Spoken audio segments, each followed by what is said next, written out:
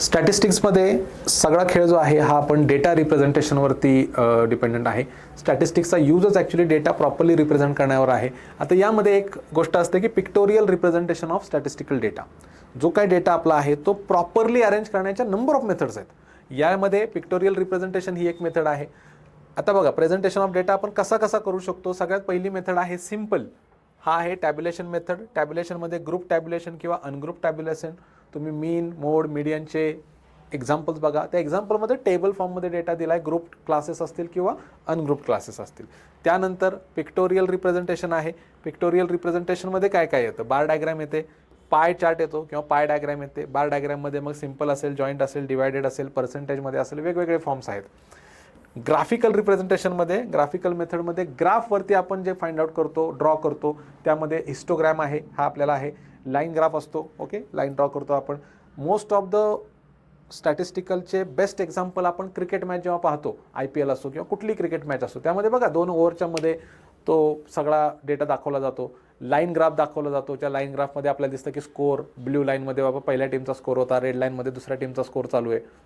हा एक डेटा असतो. त्यानंतर आपल्याला ओव्हरवाईज डेटा दिसतात. त्या ओव्हरवाईज डेटामध्ये कुठल्या ओव्हरमध्ये किती रन झाल्या आणि कुठे कुठे विकेट पडली, हा जो डेटा असतो तो डेटा काय आहे? तो डेटा आहे बार डायग्राम. ओके, तो बार डायग्रामचा डेटा असतो. ओके, हिस्टोग्राम पण सिमिलर आहे. तो ॲक्च्युली हिस्टोग्राम पण आपण त्याला म्हणू शकतो, कारण तो अटॅच्ड असतो. म्हणजे जो हे आहे क्लासेस आहेत, क्लासेस जर कंटिन्युअस असतील तर त्यामध्ये जे आपण बार डायग्राम ड्रॉ करतो त्यालाच आपण म्हणतो हिस्टोग्राम. ओके, बार डायग्राममध्ये अनग्रुप डेटा असेल, यामध्ये ग्रुप डेटा असेल. Okay, so pictorial representation of statistical डेटामध्ये आपल्याला 3 पॉईंट आहेत टॉपिकमध्ये. त्यातला पहिला सगळ्यात पॉईंट आहे हिस्टोग्राम. आता हिस्टोग्राम म्हणजे काय? Series of adjacent rectangles erected on x axis. Adjacent, एकमेकांना ते लागून असणार आहेत. बार ग्राफमध्ये ते लांब लांब असू शकतात. हे एकमेकांना लागून असतात. का असतात? बिकॉज आपला जो काही डेटा आहे हा डेटा कुठल्या टाईपचा असणार आहे? तर हा ग्रुप्ड डेटा असणार आहे. बघा, आता हिस्टोग्राममध्ये एक डेटा दिलेला आहे. ऑब्व्हियसली ॲडजेसंट पाहिजे तर आपल्याला क्लासेस कसे असायला पाहिजेत? ॲडजेसंट डेटा पाहिजे तर क्लासेस हे कंटिन्युअस क्लासेस पाहिजेत. कंटिन्युअस, प्रत्येक ठिकाणी आपल्याला लक्षात ठेवायचं क्लास कंटिन्युअस आहे का, म्हणजे याचं लोअर लिमिट आणि नेक्स्टचं अप्पर लिमिट हे सेम आहे का? या केसमध्ये ते नाही आहे. मग आता काय करावं लागेल? सगळ्यात पहिल्यांदा क्लासेस कंटिन्युअस करून घ्यावे लागतील. ओके, आपल्याला मार्क्स मिळवायचे आहेत. मार्क्स मिळवण्यासाठी ज्या ज्या गोष्टी कराव्या लागतात त्या गोष्टी करायच्या. यामध्ये आपल्याला क्लास कंटिन्युअस करायचे म्हणजे या दोन्हीचा मिड पॉईंट काढायचा. 2400 2600 मिड पॉईंट काय आला? 2500. कसा काढलाय मी? यामध्ये 100 जर ॲड होत आहेत, इथून मला 100 मायनस सुद्धा करावे लागतील, म्हणजे आपली क्लास विड्थ जी आहे ती सगळ्यासाठी सेम राहील. इथे आला 3500, इथे आला 4500, इथे आला 5500. सो माझे जे कंटिन्युअस क्लासेस आहेत ते असे मिळाले. लास्ट जो क्लास आहे यामध्ये पण मला 100 ॲड करावा लागेल. मेक शुअर क्लासची साईज तुमची प्रत्येक वेळी सेम असली पाहिजे. H ज्याला म्हणतो आपण फॉर्म्युल्यामध्ये, ही सेम असली पाहिजे. कंटिन्युअस क्लास केले. फ्रिक्वेन्सी मी केल्या, फ्रिक्वेन्सी ॲज इट इज लिहून घेतल्या. आता मला काय करायचं आहे? त्या ज्या फ्रिक्वेन्सीज आहेत या ग्राफवरती ड्रॉ करायच्यात. ग्राफ ड्रॉ करणं हे फार अवघड नाही आहे. ज्या ज्या गोष्टी तुम्हाला लक्षात ठेवायच्या असतात ग्राफ ड्रॉ करताना त्या सांगतो. ग्राफ पेपर तुम्हाला दिलेला असतो. आपल्या आन्सर शीटमध्ये ग्राफ पेपर असतो. आता या ग्राफ पेपरमध्ये बऱ्याच वेळा असं पण दिलेलं असेल त्यांनी की बाबा ग्राफ यूज करायची गरज नाही, तुम्ही डायरेक्टली ॲज इट इज पण यूज करू शकता. ओके, क्वेश्चनमध्ये तुम्ही ते वाचा व्यवस्थित किंवा ज्या इन्स्ट्रक्शन असतात त्यामध्ये वाचून बघा. आता सोल्युशनमध्ये बघा, ग्राफ मी दिलेला आहे, मला दिलेला आहे. मग ग्राफमध्ये व्हर्टिकल आहे तो वाय ॲक्सिस आहे, हॉरिझॉन्टल आहे तो एक्स ॲक्सिस आहे. माझा जो काही डेटा आहे हा डायरेक्टली स्केल जर इथं मॅच होत नाही आहे, ओके, म्हणजे मी 100 200 जे काही स्केल घेऊ तसं केलं तर हे फार इथून कुठून तरी तो ग्राफ स्टार्ट होईल. त्यासाठी आपण काय करतो? आपण आपलं जे स्केल आहे ते ॲडजस्ट करतो with this zigzag line. Zigzag line show करते की आधीचा डेटा मी आता आहे पण तो दाखवलेला नाही आहे. जिथून स्टार्ट झाला आहे तिथून पुढे आपण घेतोय. आता एक्स ॲक्सिसवरती स्केल काय आहे? तर 2 centimetres is equal to 1000 units. 2 सेंटीमीटरला किती आहे? 1000 युनिट्स. म्हणजे इथं 1500 घेतला, इथे येणार 2500 3500 4500. हा डिस्टन्स दोन्हीचा सेम असणार आहे. ओके, जी डार्क लाईन आहे ही डार्क लाईन कशाची असते? आपली 1 सेंटीमीटरची असते. त्याच्यामध्ये एक छोटी लाईन असते ती 0.5ची असते. ओके, तर या 2 सेंटीमीटरला मी 100 म्हणून घेतलेला आहे. आता जो काही डेटा आहे, फ्रिक्वेन्सीज आहेत, या फ्रिक्वेन्सीज वाय ॲक्सिसवरती येणार. फ्रिक्वेन्सीज प्लॉट करत असताना बघा, लोअर फ्रिक्वेन्सी काय आहे? लोएस्ट फ्रिक्वेन्सी लोएस्ट फ्रिक्वेन्सी किती आहे यामध्ये, लोएस्ट फ्रिक्वेन्सी 4 आहे, हायेस्ट फ्रिक्वेन्सी 12 आहे. म्हणजे मी 1 1 1 जरी घेत गेलो तरी सुद्धा माझ्या ग्राफमध्ये या गोष्टी ज्या आहेत ह्या पुरू शकतात. त्यामुळे आपल्याला जो स्केल घ्यायचा आहे वाय ॲक्सिसवरती 1 centimetre is equal to 1 unit घेतला. तुम्ही यामध्ये कुठलंही युनिट घेऊ शकता, पण शक्यतो असं घ्यायचं की आपल्याला ते व्यवस्थित प्लॉट करता आलं पाहिजे. ओके, दिसताना पण तो भरलेला ग्राफ दिसेल आणि आपल्याला ड्रॉ करताना पण मिस्टेक होणार नाहीत. तर 1 2 3 4 अशा आपण फ्रिक्वेन्सीज घेतल्या. 10 11 12 हे असं आहे, 10 11 12. ओके, आता यामध्ये ज्या फ्रिक्वेन्सीज आहेत, पहिल्याची फ्रिक्वेन्सी जी होती ती प्लॉट केली. बाबा पहिल्याची फ्रिक्वेन्सी 6 आहे, दुसऱ्याची फ्रिक्वेन्सी बाबा 12 आहे, तिसऱ्याची फ्रिक्वेन्सी काय आहे 8 आहे, 4 आहे आणि 10 आहे. या फ्रिक्वेन्सीज मी ड्रॉ केल्या आणि हे जे ब्लॉक्स आहेत हे मी ड्रॉ केले, रेक्टँगल जे आहेत ते ड्रॉ केले. याला म्हणतात हिस्टोग्राम. यामध्ये दुसरी गोष्ट काहीच करायची नाही. चेक काय केलं जातं बघा, ही गोष्ट चेक केली जाईल. आपण ग्राफ काढतो तरी पण आपला एखादा मार्क त्यात कट होतो. का कट होतो, काय आपण दाखवत नाही, हे आपण याकडे लक्ष देतो. ठीक आहे, बट याच्या व्यतिरिक्त काय काय गोष्टी असतात. ओके, जसे बघा आपण एखादी मूवी पाहतो, मूवीमध्ये मेन काय आहे, मेन कॅरेक्टर काय असतं, बाबा हिरो असतो, हिरोईन असते आणि समजा विलन असतो. ओके, हे मेन कॅरेक्टर झालं मूवीचं. पण त्या मूवीमध्ये मूवी इफेक्टिव्ह कशामुळे होती, ते तिघंजण हेच फक्त मूवी नाही आहे. मूवीमध्ये इफेक्टिव्ह काय आहे, मूवीमध्ये बाबा कॅमेराचा अँगल इफेक्टिव्ह आहे, मूवीमध्ये म्युझिक इफेक्टिव्ह आहे, मूवीमध्ये लाईट इफेक्टिव्ह आहे, या बाकीच्या गोष्टीसुद्धा इम्पॉर्टंट आहेत. सिमिलरली तुमच्या ग्राफमध्ये हा जरी मेन हिरो हिरोईन आणि विलनचा हा पूर्ण पार्ट असेल तरीसुद्धा बाकीच्या गोष्टी ज्या आहेत जिथं आपलं लक्ष जात नाही पण ज्या इफेक्टिव्ह असतात, ज्या इम्पॉर्टंट असतात, त्यात काय काय येतात, त्या 3 गोष्टी येतात. पहिली गोष्ट तुमचे एक्स ॲक्सिसचं नाव, तुमचं वाय ॲक्सिसचं नाव. हे बरेचसे मुलं विसरतात. हे नाव तुम्हाला लिहायचं असतं. एक्स ॲक्सिसवरती काय आहे, तर आपले क्लासेस असतात, क्लासमध्ये काय आहे. ओके, आपण जर हे पाहिलं, आपला टेबल जर पाहिला तर टेबलमध्ये हे जे आहे हे नाव असणारे आपल्या एक्स ॲक्सिसचं, हे नाव असणारे वाय ॲक्सिसचं. ओके, मग एक्स ॲक्सिसला क्लास, वाय ॲक्सिसला फ्रिक्वेन्सी आणि तिसरी गोष्ट काय लागते आपल्याला, proper scale. On x axis 1 centimetre is equal to 500 किंवा 2 सेंटीमीटर इज इक्वल टू 1000 आणि त्यामध्ये युनिट. समजा यामध्ये क्लासमध्ये समजा एखादी क्वांटिटी दिलेली आहे लिटरमध्ये, तर तुमचं युनिट येणार लिटर्समध्ये. ओके, किंवा मार्क्स असतील तर तिथं आपण म्हणणार मार्क्स. वाय ॲक्सिसवरती सुद्धा जी फ्रिक्वेन्सी आहे, फ्रिक्वेन्सीला काही युनिट नाही आहे तर आपण युनिट लिहितो. या फ्रिक्वेन्सी समजा मार्क्स असतील किंवा या फ्रिक्वेन्सी समजा काउंट असेल, काही नंबर ऑफ स्टुडंट असतील, तर बाबा 1 centimetre is equal to 1 student. किंवा तुम्ही नुसतं युनिट जरी लिहिलं तरी चालेल, पण काहीच लिहिलं नाही तर तुमचे मार्क्स तिथं कट होणार आहेत. ओके, तो हिस्टोग्राम ड्रॉ करण्यासाठी सिंपल मेथड आहे. बघा, एक्स ॲक्सिस क्रिंक मार्क जो आहे हा शो केला आहे because there are no observation up to first class. हा याला म्हणतात क्रिंक मार्क, झिगझॅग लाईन.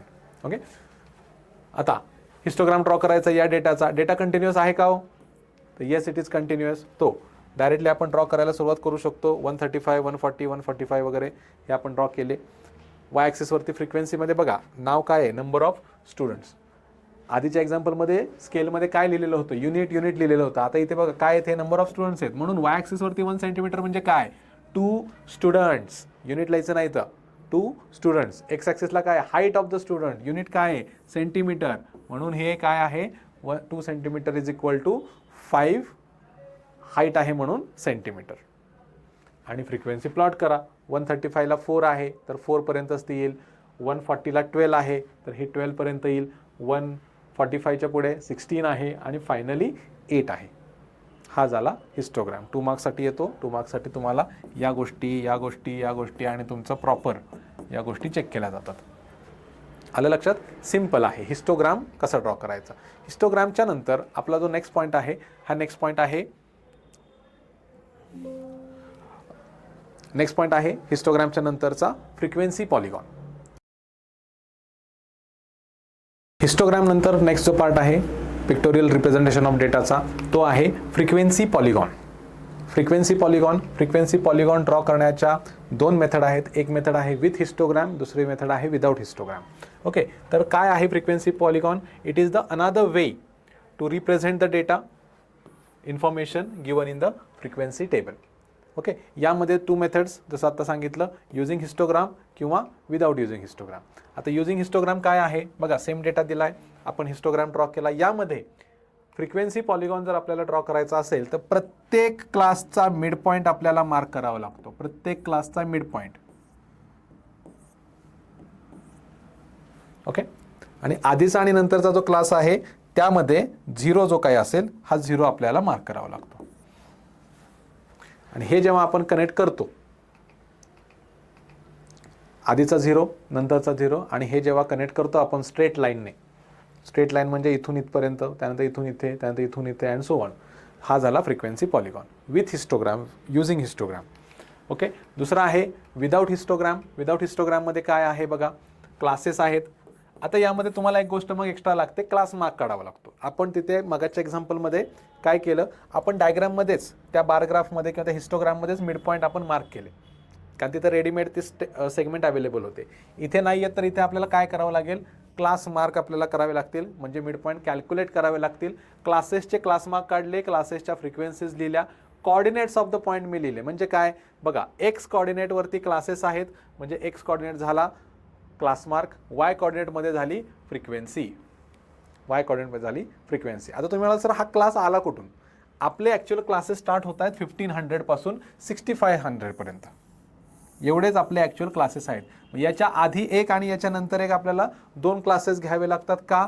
कारण आपला फ्रिक्वेन्सी पॉलिगॉन जो आहे तो 0 पासून स्टार्ट होतो आणि 0 ला येऊन एंड होतो. मग यासाठी आपण आधी एक क्लास घेतला, क्लासची विड्थ सेम असली पाहिजे, क्लासचा या क्लासचा लोअर लिमिट आणि या क्लासचा अप्पर लिमिट, बघा या क्लासचा अप्पर लिमिट, या क्लासचा लोअर लिमिट हे दोन्ही सेम पाहिजेत. सिमिलरली हिअर या क्लासचा लोअर लिमिट आणि पुढच्या क्लासचा अप्पर लिमिट सेम असला पाहिजे. या व्यतिरिक्त या क्लासचं जे हाईट आहे किंवा या क्लासची जी रेंज आहे किती आहे ती 1000 आहे, तसंच मग हा क्लाससुद्धा 1000च रेंज असला पाहिजे. इथे सुद्धा त्याची रेंज किंवा त्याची जी हाईट आहे ती 1000च असली पाहिजे. सो आपण क्लासेस घेतले, क्लासेस नंतर आपण काय फाइंड आउट केलं आहे, आपण इथे फाइंड आउट केलेले आहेत क्लास मार्क, त्याचे मिड पॉईंट, तो क्लास मार्क फाइंड आउट केले, सगळे मिड पॉईंट, फ्रिक्वेन्सीज दिलेल्या आहेत, त्यात 2 फ्रिक्वेन्सी मी 0 0 ॲड केल्या, बाकीच्या तर ॲज इट इज आहेत. कॉर्डिनेट्स मी फाइंड आउट केले आणि आता आपण काय करणार आहे, त्या कॉर्डिनेट्सवरून ग्राफ ड्रॉ करणार आहे. Again drill is same, x Y 2 axis me draw केले. एक्स ॲक्सिस आणि वाय ॲक्सिसमध्ये जे काही क्लासेस आहेत, कंटिन्युअस क्लासेस आपले असतात, तो कंटिन्युअस क्लासेसचे कॉर्डिनेट्स मी ड्रॉ केले. आणि त्यानंतर वाय ॲक्सिसवरती काय आहेत, फ्रिक्वेन्सीज आहेत, फ्रिक्वेन्सीची रेंज काय आहे, तर 1 पासून मॅक्झिमम 13 पर्यंत आपल्याला लागणार आहेत, तेवढ्याच आपण मार्क केल्या. त्यामुळं वाय ॲक्सिसवरती 1 सेंटीमीटर काय आला 1 युनिट, एक्स ॲक्सिसवरती 2 सेंटीमीटर घेतला आहे 1000 युनिट. तुम्ही 1 सेंटीमीटर इक्वल्स टू 1000 पण घेऊ शकता, नो प्रॉब्लेम. मग मिड पॉईंट ते छोटा होणार, तुमचा फ्रिक्वेन्सी पॉलिगॉन रुंदीला म्हणजे विड्थला कमी होणार. ओके. सो जे जे पॉईंट्स आहेत त्या पॉईंटचे सगळे कॉर्डिनेट ड्रॉ केले. ओके. आणि जे जे 0 पॉईंट्स आहेत 1000 लाईक आहे आणि 7000 लाईक आहे, हे सगळे क्लास मार्क आहेत. नाव दिलं आहे क्लास, पण ॲक्च्युली आपण क्लास मार्क लिहिलेले आहेत, इथे फ्रिक्वेन्सीज आहेत.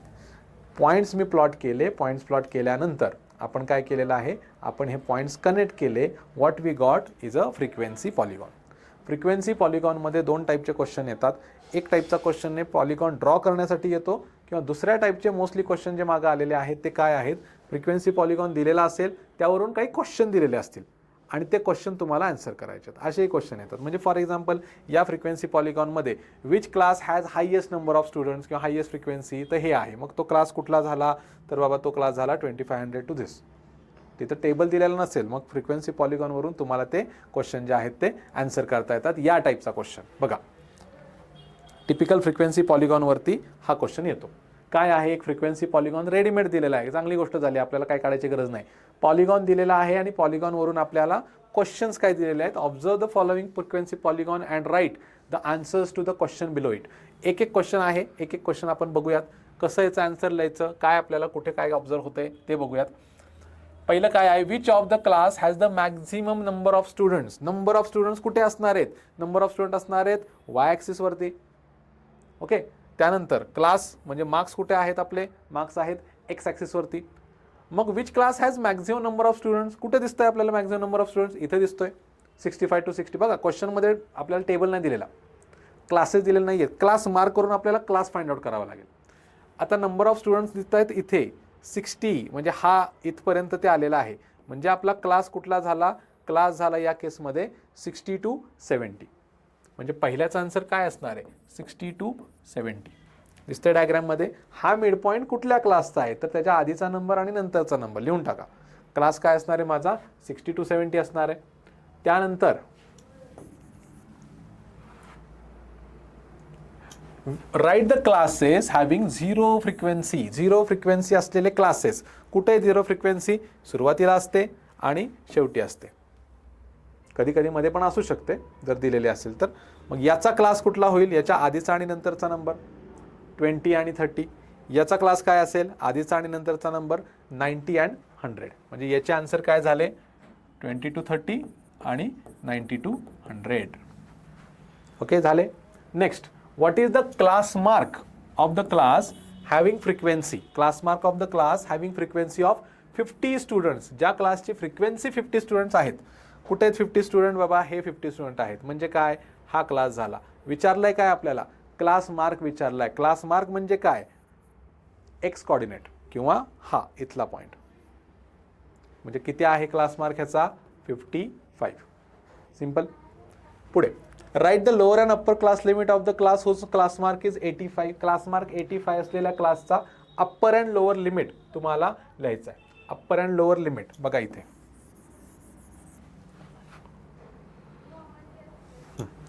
क्लास मार्क 85 म्हणलेलं आहे. तर हा क्लास मार्क 85 आहे. 85चा पॉईंट कुठे आहे? इथे आहे.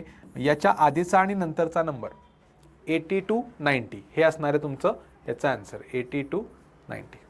85चं क्लास मार्क आहे, त्याच्या आधीचा आणि नंतरचा number. Finally, how many students are in the class 80 to 90? 80 to 90 मध्ये स्टुडंट किती आहेत? किती दिसत आहेत? क्लास मार्क 85 आहे. नंबर ऑफ स्टुडंट म्हणजे वाय कॉर्डिनेट, वाय ॲक्सिसवरती किती नंबर ऑफ स्टुडंट आहेत? इथे दिसतो आपल्याला 15. सो 80 to 90 मध्ये how many number of students are there? There are 15 students. So frequency पॉलिगॉनचा टिपिकल क्वेश्चन जो आहे हा असा असतो. फक्त व्हॅल्यू चेंज होतील, तुम्हाला ग्राफ चेंज होईल, तुम्हाला मे बी क्वेश्चन थोडेफार चेंज होतील, पण टिपिकली याच टाईपचे क्वेश्चन फ्रिक्वेन्सी पॉलिगॉनमध्ये विचारले जातात. ओके, बघायचे solutions. Okay, all the answers are given. Pictorial representation of डेटामध्ये तिसरा आणि शेवटचा जो टाईप आहे तो आहे पाय डायग्राम.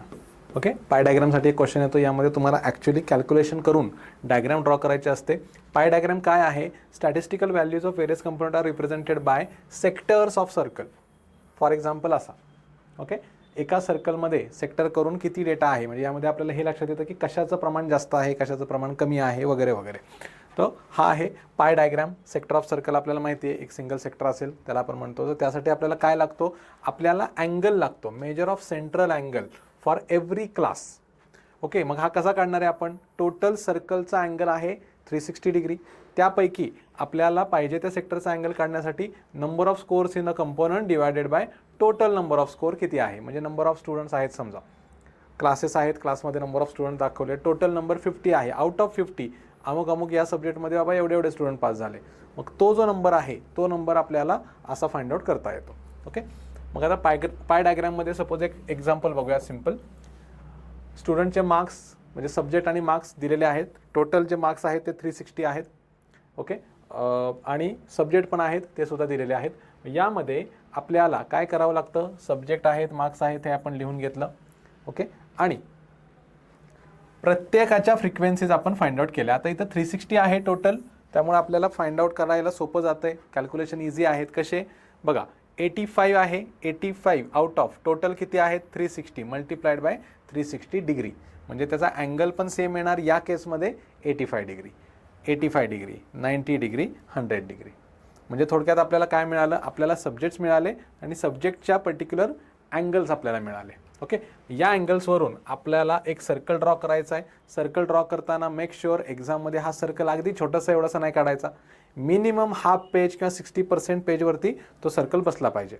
एक 4 सेंटीमीटर 4.5 सेंटीमीटर रेडियस घेऊन तुम्ही तो ड्रॉ करू शकता. मग आता यामध्ये आपल्याला जे जे अँगल्स मिळालेले होते टेबलमध्ये 85, 85, 90 अँड 100 हे अँगल ड्रॉ करायचे आहेत. हे अँगल ड्रॉ करताना काय करायचं?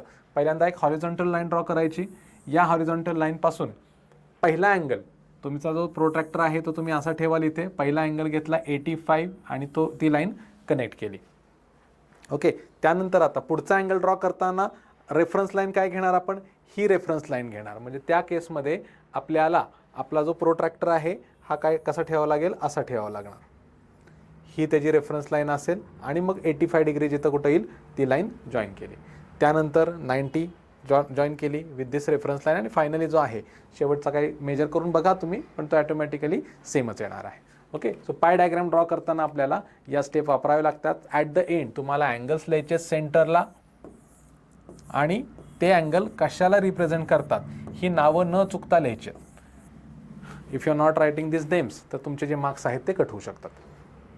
ओके, आता आपण एक्झाम्पल बघूयात. पहिलं एक्झाम्पल आहे, यामध्ये क्लासेस दिलेले आहेत, एज ग्रुप आणि नंबर ऑफ पर्सन दिले. आता यामध्ये क्लासेस कंटिन्युअस असतील, अनग्रुप डेटा असेल, ग्रुप डेटा असेल किंवा नावं दिलेले असतील, काही असेल, डझंट मॅटर. आपल्याला इम्पॉर्टंट काय यामध्ये नंबर ऑफ पर्सनची पहिल्यांदा ॲडिशन पाहिजे आणि ही ॲडिशन किती येते या केसमध्ये 200 येते. शक्यतो हे राऊंड फिगरच येतात. मग एज ग्रुप लिहिला, नंबर ऑफ पर्सन, हे दोन्ही column me as it is लिहिले आणि त्यानंतर मेजर ऑफ सेंट्रल अँगल जो आहे तो मी फाइंड आउट केला. मेजर ऑफ सेंट्रल अँगलमध्ये काय केलं आहे बघा, number of person divided by total number of person multiplied by 360 हे फाइंड आउट केलं. मला काय मिळालं, 144 डिग्री. सिमिलरली बाकीच्या सगळ्यांसाठी कॅल्क्युलेट आपण करत गेलो. हे जे कॅल्क्युलेशन्स आहे हे कॅल्क्युलेशन रफमध्ये तुम्ही साईडला दाखवू शकता. इथं फक्त फॉर्म्युला लिहायचा, इथं कट करत बसायचं नाही. आणि त्याचा जो काय माहिती आहे, त्याचा जो काय अँगल येतोय तो अँगल लिहिला. टोटल याची पण किती यायला पाहिजे, 360. चला, पहिला अँगल आहे 144. हॉरिझॉन्टल लाईन ड्रॉ केली, तिथून 144 घेतला मी. ऑप्ट्यूस अँगल येणार आहे, मोठा अँगल येणार आहे, तो इथे ड्रॉ केला. 180, 63, 45 आणि जे नावं आहेत त्या क्लासची. 144 हा कुठे बिलॉंग करतो, 20 to 25ला बिलॉंग करतो. तो 20 to 25 इथे नाव दिलं. 25 to 30, 30 to 35 अँड 35 to 40 हा झाला तुमचा पाय चार्ट. म्हणजे तुमचे कॅल्क्युलेशन्स आहेत आणि तुमचा पाय चार्ट आहे. ओके, आता यामध्ये आपण काही एक्झाम्पल्स बघूयात जे बोर्डला आलेले प्रिव्हियसली आज क्वेश्चन जे असतील ते काही बघूयात.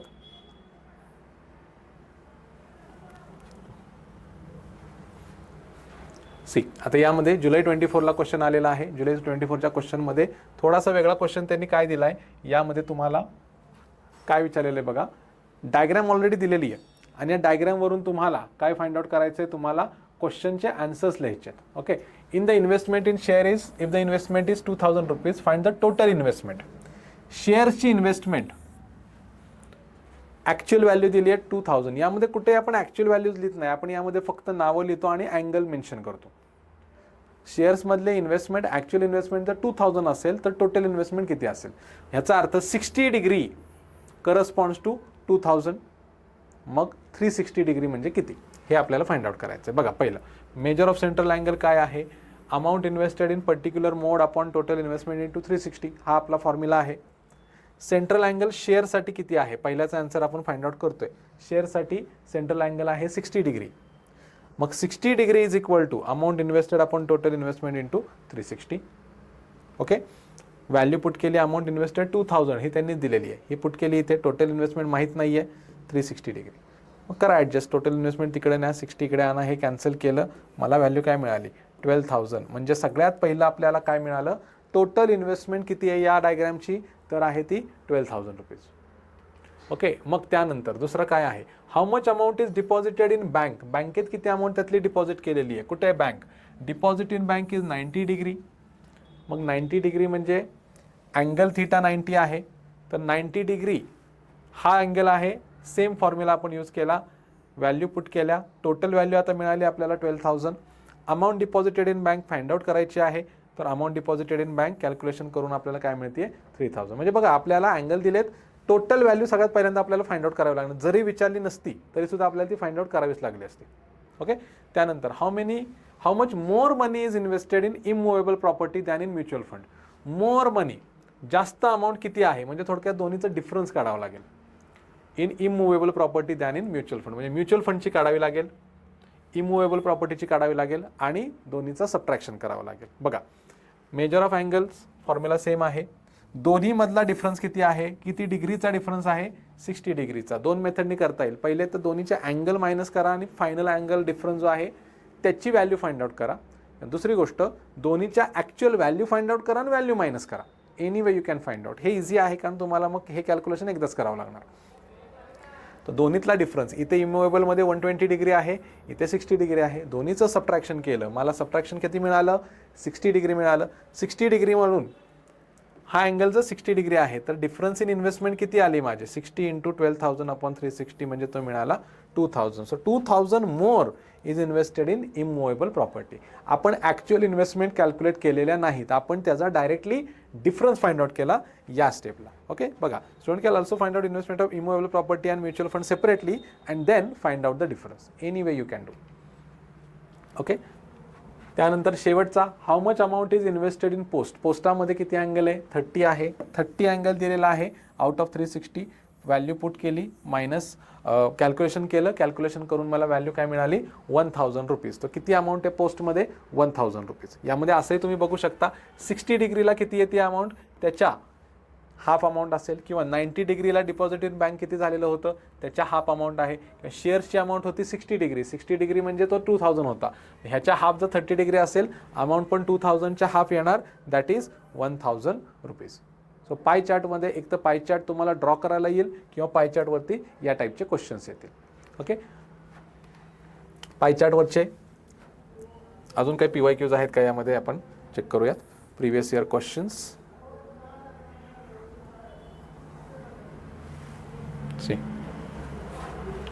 प्रिव्हियसली आज क्वेश्चन्समध्ये जुना क्वेश्चन आहे, यामध्ये काय दिलंय बघा.